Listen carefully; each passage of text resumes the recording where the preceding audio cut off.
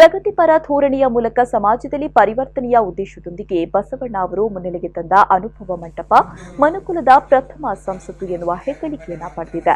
ಅನುಭವ ಮಂಟಪದ ಪ್ರಮುಖ ಸದಸ್ಯನಾಗಿ ಮಡಿವಾಳ ಮಾಚಿದೇವ ನಡೆಸಿದ ಹೋರಾಟ ಸ್ಮರಣೀಯ. ಜೊತೆಗೆ ಸಮಾಜದ ಉನ್ನತಿಗೆ ಶ್ರಮಿಸಿದ ಸವಿತಾ ಮಹರ್ಷಿಯ ಆದರ್ಶಗಳು ಇಂದಿನ ಸಮಾಜಕ್ಕೆ ಸ್ಫೂರ್ತಿ ನೀಡಲಿದೆ ಎಂದು ಶಾಸಕ ಸಂಜೀವ ಮಠಂದೂರು ಹೇಳಿದರು.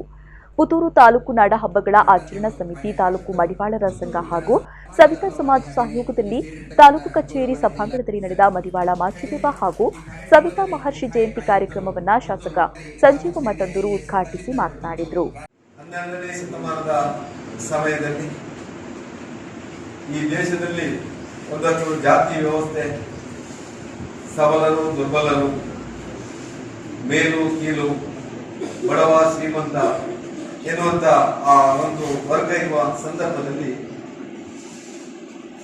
ಬಸವಣ್ಣನವರು ಏನು ಆ ಸಮಾನತೆಯ ವಿಚಾರದಲ್ಲಿ ಒಂದು ಕ್ರಾಂತಿಯನ್ನೇ ಮಾಡಿದರು.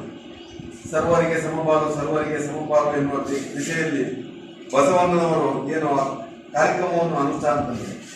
ಆಗ ಬಹುಶಃ ನಾನು ಕಂಡುಕೊಂಡ ಹಾಗೆ ಮಡಿವಾಳ ಮಾಚಿದೇವರು ಕೂಡ ಅವರ ಜೊತೆಯಲ್ಲಿ ಅವರ ಸಮಕಾಲೀನರಾಗಿ ಆ ಒಂದು ಸಮುದಾಯಕ್ಕೆ ಮತ್ತು ಸಮಾಜಕ್ಕೆ ನ್ಯಾಯ ಕೊಡುವ ಸಂಗತಿಯನ್ನು ಮಾಡಿದರು.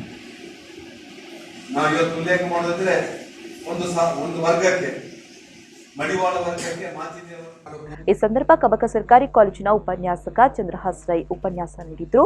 ಪುತ್ತೂರು ಕಂದಾಯ ವಿಭಾಗದ ಸಹಾಯಕ ಆಯುಕ್ತ ಯತೀಶ್ ಉಳ್ಳಾಲ್ ಉಪಸ್ಥಿತರಿದ್ದರು.